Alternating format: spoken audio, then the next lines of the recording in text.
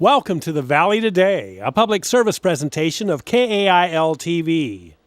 We return to our home garden, the Clovis Botanical Garden, to get tips and techniques for a snappy yard using less water. The Clovis Botanical Garden and the Spring Into Your Garden Festival. Up next on the Valley Today. Welcome to the Valley Today at the Clovis Botanical Garden with Marilyn Creel. And Marilyn, you're with the City of Fresno, and you want to talk about water conservation, which is a smart topic to talk about, Very especially in this day and age, huh? It certainly is, Yeah. this day and age. And we're here in front of a demonstration garden here that has got all the latest and greatest toys for us to conserve water. That's right. But of course, now we're going to have to change the deal, because most people, especially in my generation, have grown up with front and rear lawns and all this landscaping that's just sucks water. That's right. Lawns take a lot of water. Some types take more than others. So making some of those changes is appropriate, but I encourage people to give a lot of thought before they do make major changes, because in that process, you want to make sure you're doing it effectively. Sure. And I'm surprised that more people haven't gone to the Victory Gardens, where they could actually get, some food out of their ground. Well, there are changes being made, and we see them as we go out to homes, because I and two other staff people in the city of Fresno go out to people's homes and help them with their irrigation by pointing out problems they have, what they can do to solve some of those problems, and help them set their sprinkler timers. So is the major motivating factor their water bill? Is that why they call you? Yes. Okay. It is the major factor. Okay. And water bills now, because the city of Fresno is on meters, people are realizing some of them have very high water bills, and we can also inform them whether or not it's coming primarily from irrigation because of how the water's used, or if maybe they have a leak that's continuous 24 hours a day. Yeah, and so it makes them more aware now. I mean, the meter is a two-edged sword, but certainly it makes you more aware of the consumption. Correct. That, that is going on at your house. So that's a good thing. That's a good thing. Yeah. And we can go out and do what we call a leak survey, go into the house. We're only doing visual, but we're checking if they've got toilet leaks, if they've got a dripping faucet, if an irrigation valve outside is weeping. We make those types of observations and tell them the best effective way to correct it and help them save water. So a slow dripping faucet gone unchecked, how much water would that go through in a month? Well, not that much for just a drip, although it does add up, and you're probably talking a gallon a day. Yeah. But when you get to a constant dribble, you're talking gallon plus 2 gallons, 3 gallons an hour. Toilets typically leak anywhere from 10 to 200 gallons an hour, depending on what's happening with the toilet. Yeah. And we have found toilets at that 200 gallons an hour. Is there a program where people are going to be able to take the gray water, not necessarily toilet water, but bath water or dishwater, and then be able to recycle that into their gardens or onto their lawns? Or that is being looked at the state level at this point, not at the local level. The state would have to set guidelines before we do. And we fought the meters for years. I know that Alan Autry was one of the guys that he was the mayor that didn't want water meters. Is that correct? Truthfully, I don't know the politics. Okay. All right. So, but I mean, it's a good thing that we've got the water meters now. We look at it as a good thing because we can effectively help people control their water usage this way if they ask for that. Right. We don't impose it on them in any way. No, but certainly not. If they've got a high water bill and they phone to complain, we say, let us look and see. Come out to your home and check things out and for you. And that is a free service. That is a free service. Yeah. And so you spend probably quite a bit of time doing a little investigative work, CSI yes. and... Well, we're doing this or WSI, 6 days a week. water scene investigation. That's right. We do it 6 days a week. We offer the service Monday through Saturdays. Okay. And so people call, and then you come out, and are you probably wanting to get people into a drip system, right? Because that's the wise way to use water. Where it's appropriate, if people don't have the funds for that, there's an awful lot they can do with their existing sprinkler systems that would help save water. One is turn it on, watch it flow, see if they have problems. And we do just that when we do go out. We point out such things as this sprinkler's in the corner of your lawn, but it's a half circle versus a quarter circle, so half of it's spraying on the driveway. This is ineffective. If you change that little $2 part into a quarter circle, you've saved all that wasted water. Now, do you have the water scene investigators out and looking at people that shouldn't be watering on certain days, or the water's running down the gutter? And that really makes me mental. When I see water coming down the gutter, I mean, it's just a complete waste, because that could have been gone into plants, or...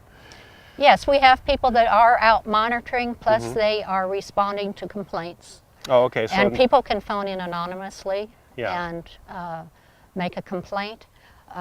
If it's on a specific person, if they give us an address and the days and times it occurs, hopefully we could get somebody by. It's just like anything else. We need to see it happen in order for us to take any action. And I get the sense that you're in the education business. You're not really in the policing business so much. You're just trying to conserve this resource, and I get that. Okay. Yes, and the education business is where we're at. We want people to stay within our guidelines of not only of water waste, but the days and the hours that they can irrigate, and that all makes a difference on say evaporation by not watering during the daytime hours, particularly the afternoon. It also saves on energy consumption, because after all, you know, we have $1 million plus power bill that we have to pay when we're pumping this water. So if we're pumping at times where the rates are lower, then it's keeping the cost down for our customers. With this resource at precious lows now, what's the conversation in city government? I do not know what the conversation is with respect to what decisions they will make, but I'll tell you, if people abide by the current regulations, there would be a definite decrease in consumption and waste, and part of those regulations saying water should not flow off your property. So it's not running a sprinkler system as long as they're running it, maybe doing the cycle and soak type thing.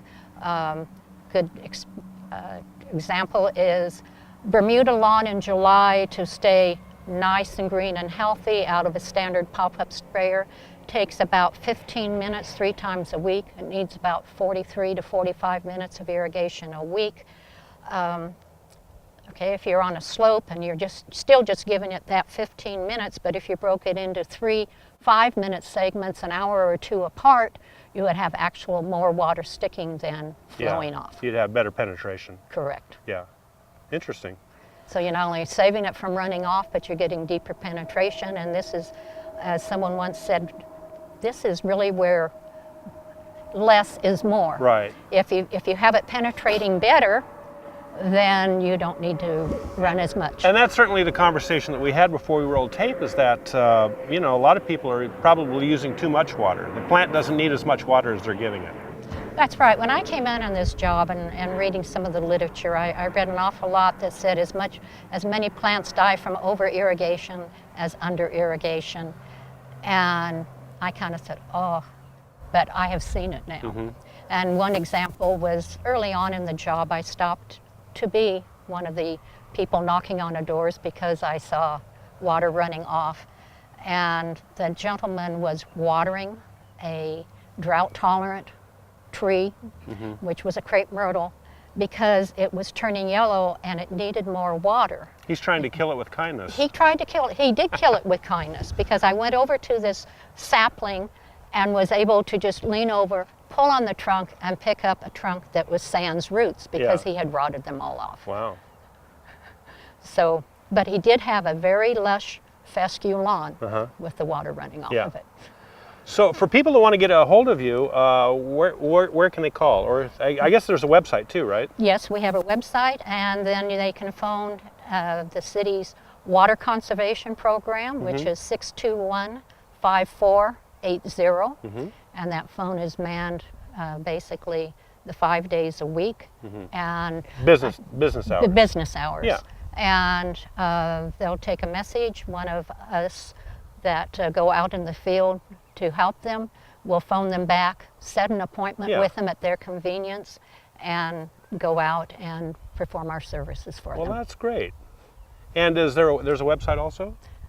There is. You don't know what it is. Right though. now, there's FresnoWater.org, or you go to the Fresno's direct website and Yeah. get into the water division section. Is there also a problem with people dumping oil in the gutters or stuff like that, where they're getting rid of waste products and certainly should not be doing what they're doing? There very definitely is, and that falls more underneath the Fresno Metropolitan Flood Control and their programs on educating people not to do that, because any of this water that is running off of our landscapes, whether because we have a wonderful rain event, hopefully, Yeah. or whether we are improperly watering, it's carrying anything that's on that road down to ponding basins, and those ponding basins are soaking back into our groundwater and being pumped up. Kind and of they the can be filter of all the contaminants. stuff that we throw out in the gutter. Huh? That's right. A lot of cigarette butts and, oh my God. It's horrendous Yeah. what's going on in the society. Well, Marilyn, we're out of time on this segment. Thank you so much for being on the Valley today and giving us a heads up. We certainly didn't talk too much about the drip irrigation, but for more information, what's that phone number one more time? And It's 621 come closer. 5480. Okay. Well, thanks a lot. This is the Valley today. We're at the Clovis Botanical Garden. We'll be right back right after this brief message. Thank you.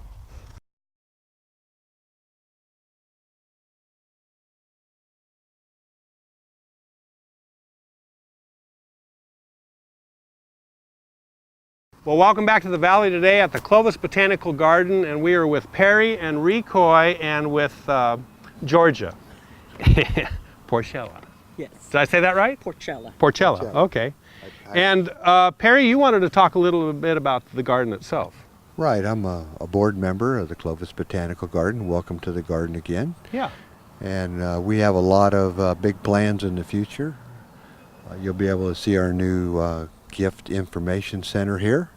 And we're also working on plans for a Mediterranean garden, a children's garden, a home demonstration garden, and we're also in negotiations right now to build a pavilion for having events that will be rented out. Yeah. So there's a lot of planning going on at the garden, and stay tuned for further And development. you still have a little open space here to grow, right? Yes, we do. We have Yeah. about 3 acres that we're working on right now, and we've done some dirt work just last 2 days ago, and it's we're getting ready to start doing the groundwork for these new projects. One of the newer projects that you have in here that I think Ruth Saludas was working on was this the cactus garden that was donated, right? Right, that was a donated, the plant material was donated by a member of the Cactus and Succulent Society, and donated some remarkable specimens, and we removed them from his backyard and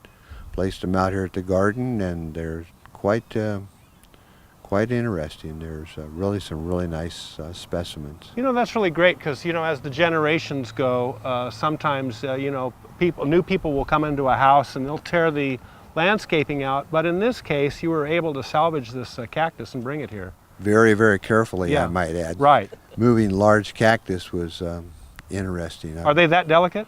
Well, they can break them. Yeah. You can break them, and they're fragile, but once you get them established, they're quite remarkable. They're very hardy, very water wise, Yeah. and Low water use plants. low water use plants. Which is what you guys are all about. That's what we're all about. And you also, you have a sale, you have a show coming up, a show and sale on March 29th, That's going to be Spring into Your Garden. Yeah, and it'll be here at the garden. which you'll talk about a little. Yeah. Right. Right. I just do what I'm told on that. Yeah. Well, you're a smart man. That's right. Because you do what you're told. That's right. I didn't get old for, by accident. By disobeying, yeah. Yes. Now comes the punishment. Oh, I'm just teasing. No, Perry's been a great volunteer. He's done barbecues. Yeah. He's an all-around great volunteer at the garden. March 29th will be our Spring into Your Garden Festival, where we'll have workshops where people can come and listen to a 45-minute presentation, variety. I think we've got 5 expert presenters. We'll have Ask the Experts Alley, where we'll have all kinds of experts where people can just walk through and visit. We'll have exhibitors and vendors. We'll have food trucks. Oh, great. Yeah, so Yeah. we'll be Yeah, because if you're going to come to an event, you know, Yes. you're going to want to get a snack, you're going to want to get spend something the day, to drink, have spend lunch. a half a day at exactly. least, you know, Yeah. So and listen to what these people have to say. exactly. you know? And our emphasis is drought tolerant landscapes. So our presenters will be presenting to homeowners Yeah. to learn how And I to- can imagine as you have these events and people come here, they probably give you really good feedback as to something that you might not have thought about for this garden. Absolutely, we get ideas. And then we get people coming who say, oh, I planted my home garden based on what I saw at the botanical garden. Yeah. And they tell us their success stories. Right. And that's great to hear. Yeah. And did you go to, I guess a lot of these people eventually join the garden too as members, right? Right. We do have, our membership is Yeah. growing. And how big's your membership now?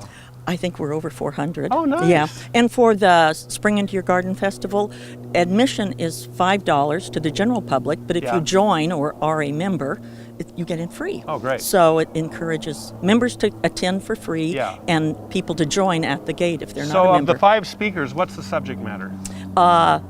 All having to do with landscape, water-wise landscaping. We've got one speaker who will speak on California natives in your landscape. Eleanor Teague, Fresno Bee columnist, will Oh, yeah. be speaking as well.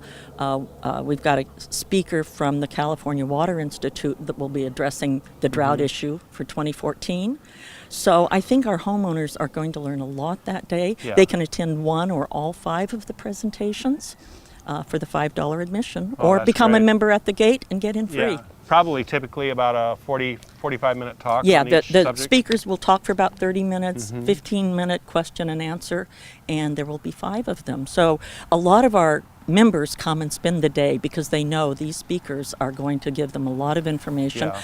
We have landscape architect Greg Gorby from Grundfos, who is going to speak on sustainable landscapes. So he will be giving design ideas for people in their homes. Have you ever done a study as to traditional gardens or landscapes at a home and what the water that used, and then how much water you're using now with these water-wise? I've read studies, but I don't know any of us that have done that. But all of us in our own homes, I keep cutting back. I don't have as many roses.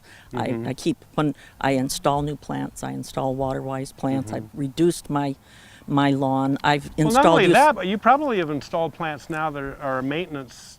They don't require as much maintenance as you would have, with the traditional landscapes. Right. Because that was the thing, the mom or dad was out, mowing the lawn every Saturday and, doing a little trimming and all this. Yeah. But, that whole deal is changing. It is indeed. Yeah. Yeah, we're For reducing the better. our. Yeah, exactly. Because honestly, it's too much work. Yeah. Yeah. So that's our March 29th event. We Okay. hope to have everybody coming out enjoying a festival and a great time in the garden and a plant sale. Oh, I yeah. didn't mention that. Right. And Recoy is chairing the plant sale portion. What's the hot plant this year? Ooh, the hot plant. Yeah, what's the hot Ooh, plant? golly, I would have to say I think that the salvias are still the hot plants. Yeah. I've planted some more in my yard, and I'm real encouraged. They're starting to come out right now. They're Yeah. California natives. And so- certainly there are plants that attract wildlife, the birds. Absolutely. Yeah. The California fuchsia is another one that's a California native, and it attracts a lot of hummingbirds, butterflies, and I like encouraging those guys too. Right. Yeah, so, yeah. We'll have a variety. Fresno State Horticulture is going to be supplying a number of our plants, and there'll also be veggies. Calliope Correa, who's the coordinator for the horticulture center there, has said that she's getting a lot of requests for veggies. People are actually thinking of maybe growing a few more, Yeah. not knowing how the farmers are going to be doing. And I thought, whoa, and I'm thinking the absolute opposite. I'm not going to Perry and I are probably not going to put in as many summer vegetables. But you have fruit trees. But we have a lot of established fruit trees Right. and vines Yeah. that we want to make sure get enough water and survive and produce. But with so, an established canopy, that lowers your water use on the ground level, right? absolutely, Yeah. absolutely. So we're It brings the turning temperature off, down, makes it more habitable. right. Perry has planted a number of trees around our house that use natural helping for shading the house and keeping it cooler. Like he's planted a lot of deciduous trees on the west side Right. of our house, and they lose their leaves in the wintertime and more light comes in that way. But in the summertime, they're it's shady. That's one of the examples. Lots of examples. Are there any plans here for a victory garden, vegetable garden? At this time, I brought that up before, but I don't think so. Yeah. In all honesty, the Garden of the Sun has a better example of victory gardens and home growing type of thing. because that seems like to be one of the new things, along with beekeeping, is that you Yes. have a garden, you have your own garden, you can grow Yes. your own tomatoes and Yes. onions and all that. Yes. Well, we've talked about it, and we've just decided that at least this year we're going to cut back on how many because Perry always loves to get. He's always looking for new varieties to try. Right. And so, but this year I think we're going to really scale back on it. Now, the plant sale this year here at the garden, we're going to be offering some plants that are offspring of the garden to sale to go to homes. So that's kind of exciting. Mostly some cacti, some succulents, and he has gathered a number of acorns from our big acorn tree here, and he is propagating some offspring of our big oak tree here. So the first ones have sprouted.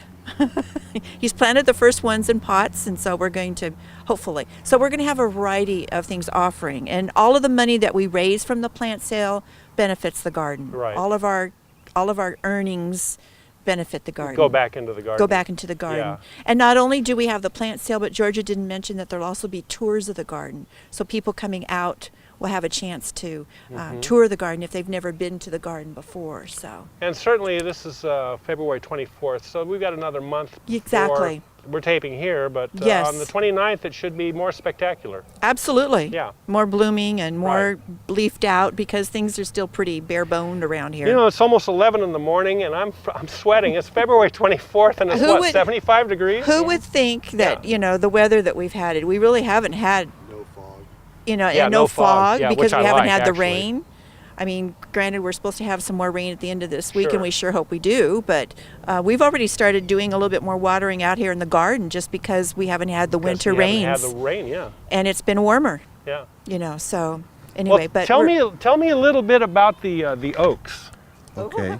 We have a valley oak, which is right up here behind the information center. It's Quercus lobata, which is actually the largest oak in the world. Down around Porterville, they have some like 12 feet across.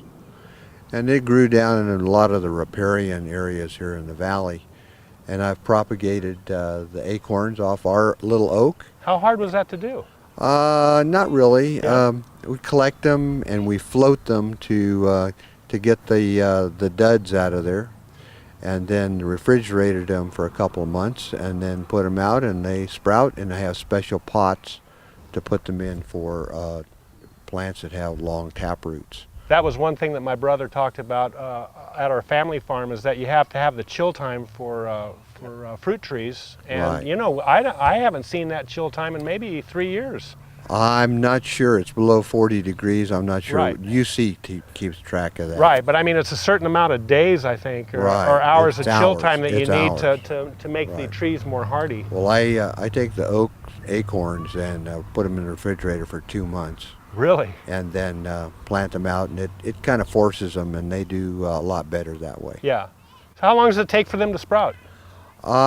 These guys sprouted 2 weeks after I took them out of the refrigerator. Wow. And they don't sprout. They send a root first. They're a California native. They Yeah. go for the water. So they go for the water first, and then they kick up some. They send a tap root down, Yeah. and then they send a sprout up. So Yeah. we'll have some of those for sale here. Nothing like a good oak. And the I got to tell you. The extra ones will go to Yeah. Tree Fresno. Okay, excellent. Well, okay, spring into your garden.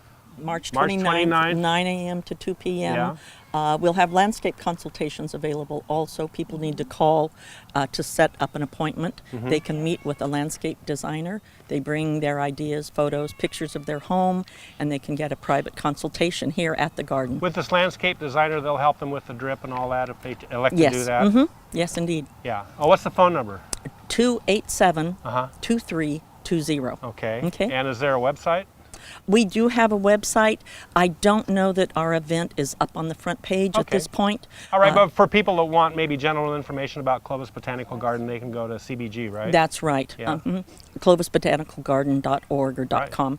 And we do have a website. Okay. And if they want information about the March 29th event, call 287-2320. We have a March 22nd children's event that will be gardening for children. Oh, nice. And that requires pre-registration, and people can contact the garden Now, for that. what will you be doing with the little kitties? I'm not on that event. I'm not I'm sure. not quite sure. Marge Largent is the one that handles the kids events. I'll be there helping her type of thing. But we usually do some sort of there's some instruction, and then there's usually some hands-on planting because they love being able to take something home, that they did. Get type them of things. indoctrinated early. Yes, absolutely. Yeah. And for many of them, there's repeat visitors, but then there's also a lot of first-timers. Great. So it's a great way. We're trying to encourage the younger gardeners. Okay. And March So- 22nd requires pre-registration. Registration, so they can go to the website or call the number That's and right. they can get dialed in that way. Yes. Well, we're out of time, Perry, Georgia, Ree. Thanks so much for being on the Valley today and doing such a wonderful job Thank you. with the Clovis Botanical you for Garden. coming. Thanks, Bob. You've been always a wonderful Oh, supporter. I of the love garden. coming here. Thanks for coming out, Bob. I think this is wonderful. This is the Valley Today. The Valley Today is a public service presentation of this great TV station. Come to the Clovis Botanical Garden show and sale on the 29th and have a great day.